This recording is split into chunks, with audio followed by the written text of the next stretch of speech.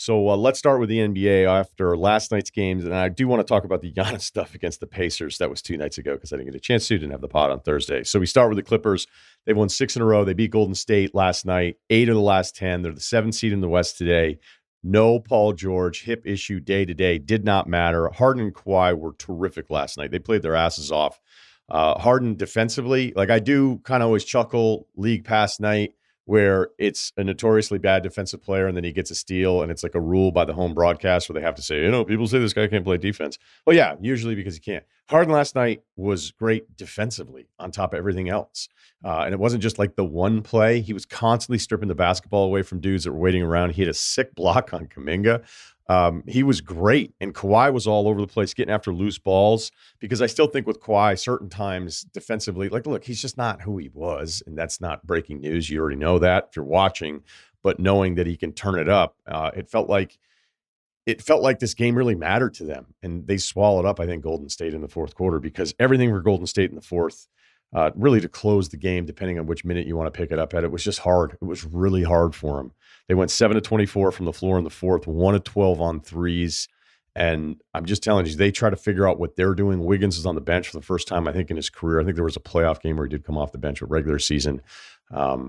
Clay was actually looked like Clay last night. He was terrific on the threes, and it was the kind of Clay where when he's coming hard off of that screen and it's kind of a catch, maybe a handoff, and he's going right up in the shot, or somebody's coming over and still contesting it. He's just finding a way, finding that room that he needed.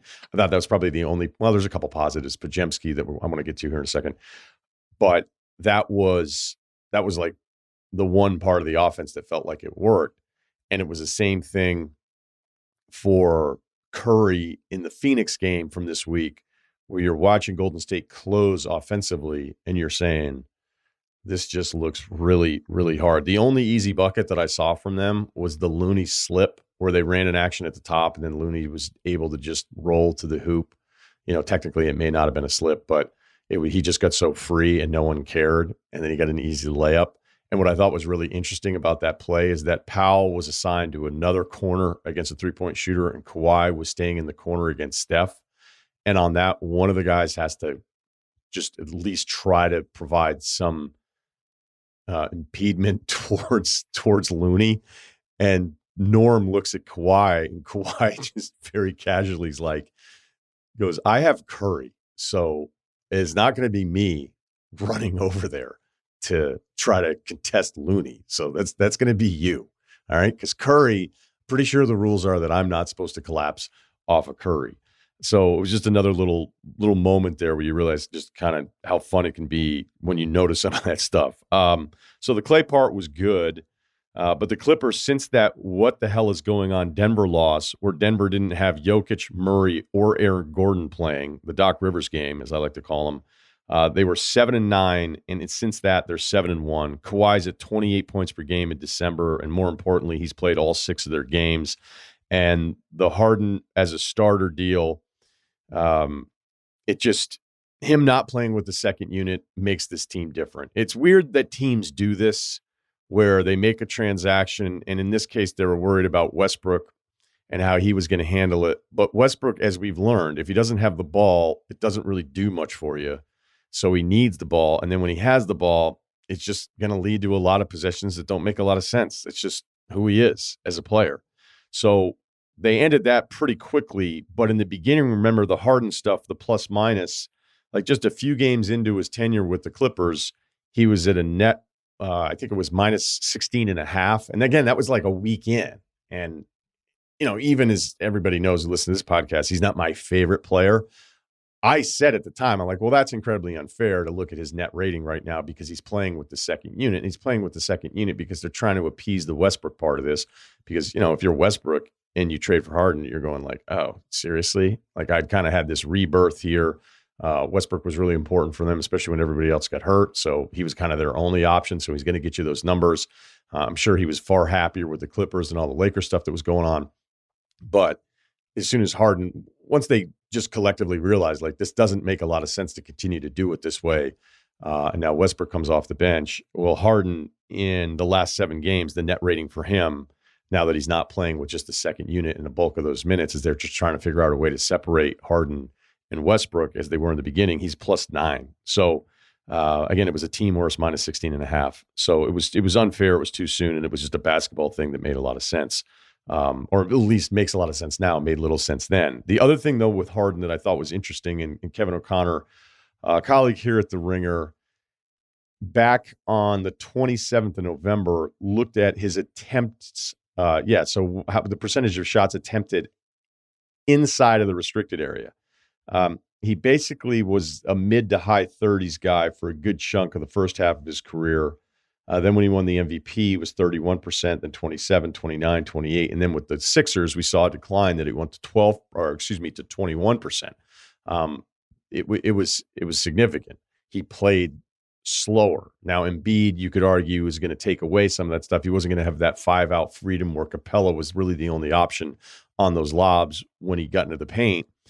But since that tweet, KOC updated it and basically was like, look, he's now taking 23% of his shots inside the restricted area and making 59%. So that is a huge, huge development, because in the beginning with the Clippers, you're like, wait, what is this going to be? I mean, look, he's always going to get numbers, but I thought he played a complete game last night.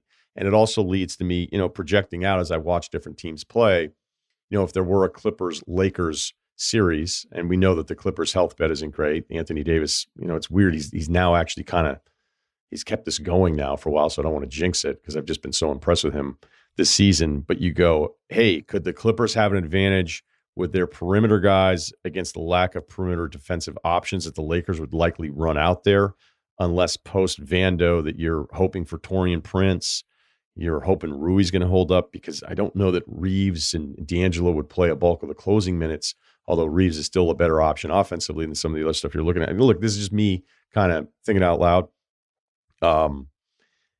I just want, maybe AD neutralizes that, because it's Zoo without the depth behind him. But, look, there'll be trades, there'll be stuff that's made. And, ultimately every single Clippers question ends with the answer of, well, how healthy are they going to be once the playoffs roll around?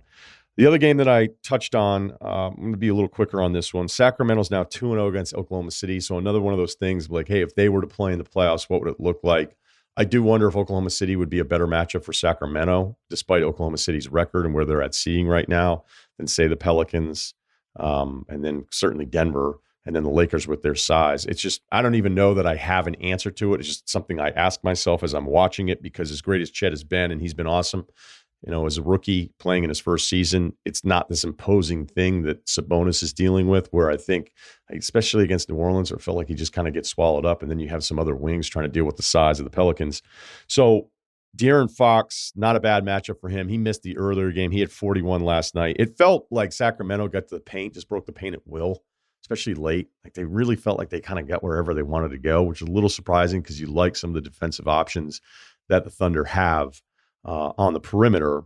And then Keegan Murray's kind of back to looking like the guy that we thought he'd be last year. I mean, he wasn't going to shoot as poorly as he was shooting in November. He was 26% from three. He's 36% this month, but it's also the drives, some of the aggressive stuff that you see from him, where he's not just stuck in the corner. That's always exciting.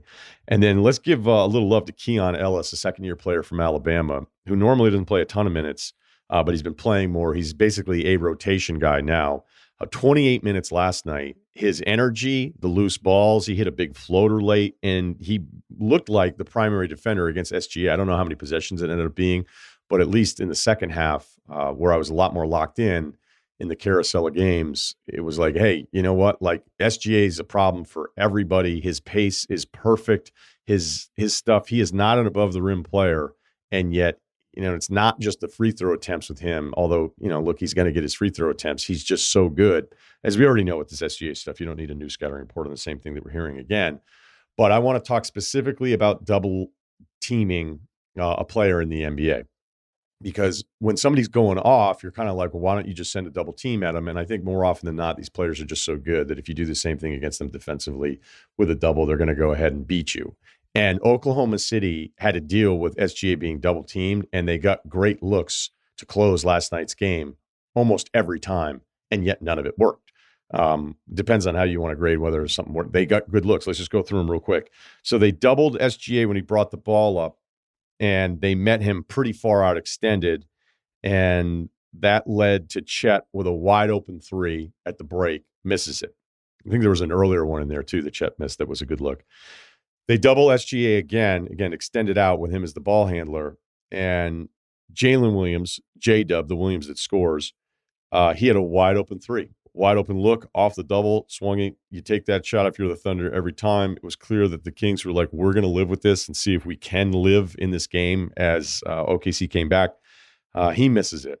So then Oklahoma City decided to change kind of their starting point with SGA still getting the ball. And I love when you can kind of see some of this stuff. It's like, all right, they're extending out the double team. We like the looks. Why don't we change it up? So then he goes to the right elbow and he gets a catch there. But SGA knew the double was coming. And this was just so smart. And I loved it, even though it didn't work. So instead of him waiting to let the double team establish against him, he's like, all right, you guys are coming. I'm going to break. He split it immediately on a drive, got a really good layup look, and then missed it. Then the next possession, he goes back to that elbow catch, gets doubled. It's a swing. Chet, Isaiah Joe, who lights it up from three. He gets a wide open look, and he misses. You would want that shot if you were the Thunder. But if any of those go down, maybe it's a different result. And that was kind of the story of the game, on top of what looked like Sacramento kind of getting wherever they wanted to go. I was really surprised how easy it felt like they were getting into the paint. So there you go. 0 for 4 on those shots. If you're the Thunder, you're watching the tape today, you just sort of shrug.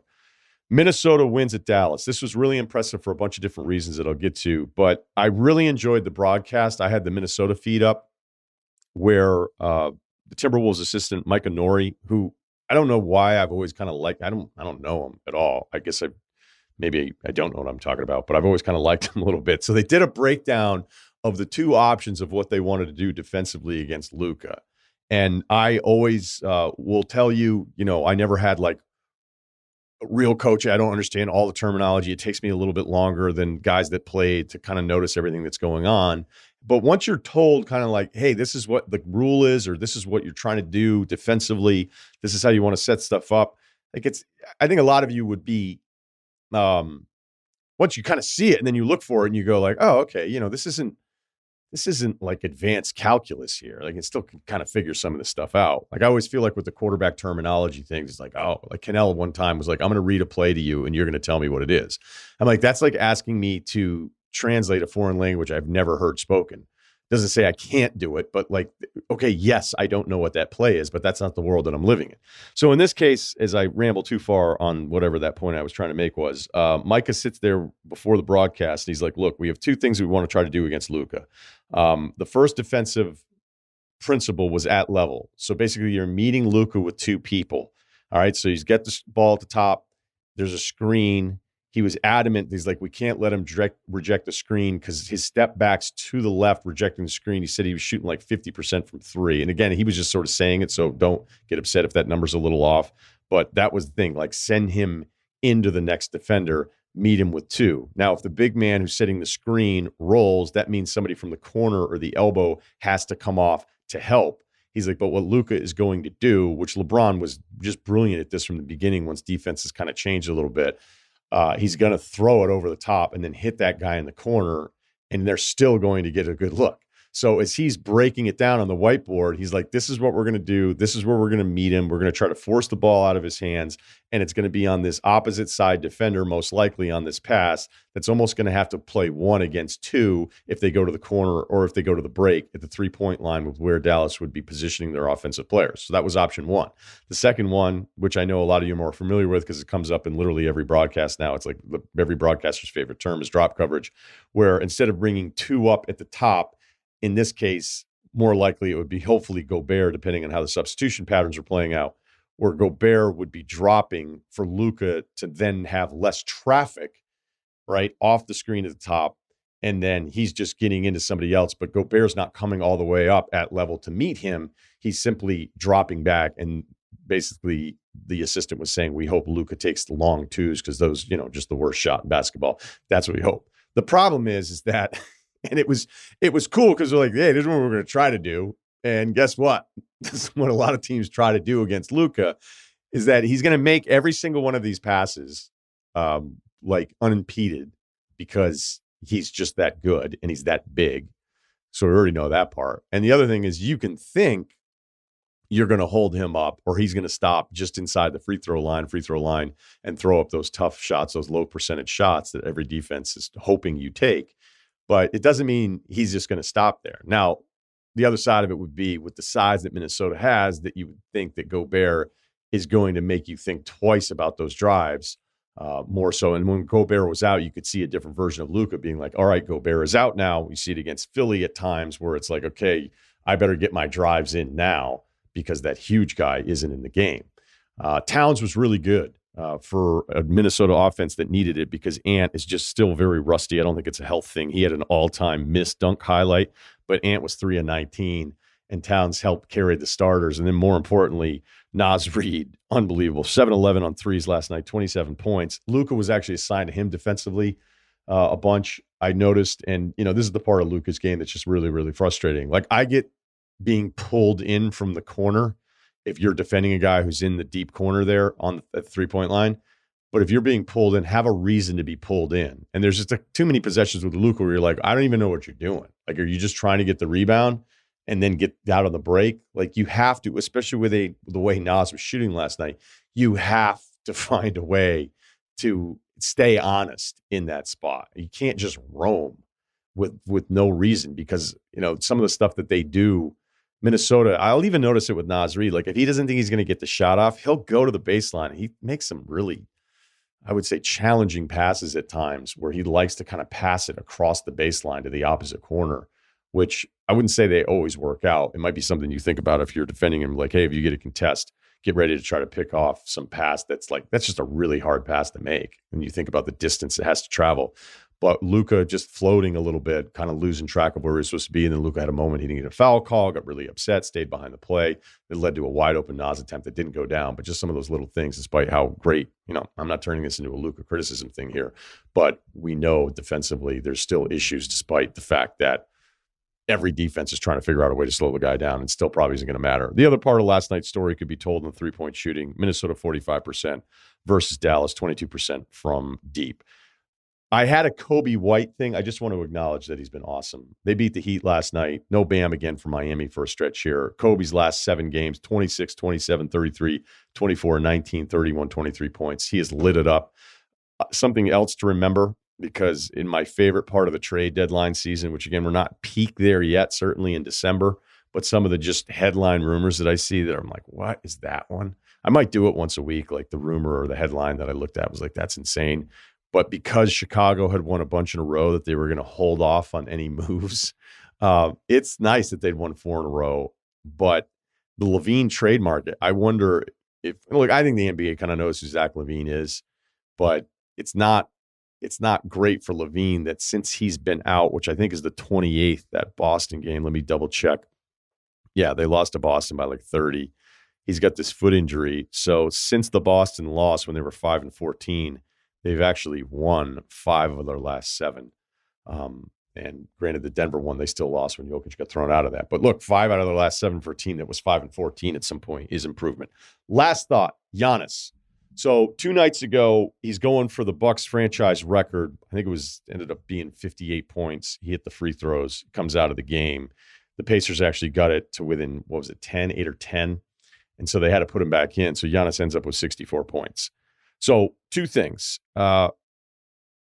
It is really frustrating if you're going up against Giannis. I would agree that it's a fair criticism that he gets away with carrying the basketball in ways that, you'd be like, wait, you're going to let him carry the basketball now too? And, the offensive player initiating all this contact now and getting rewarded every single time. I've already done that rant.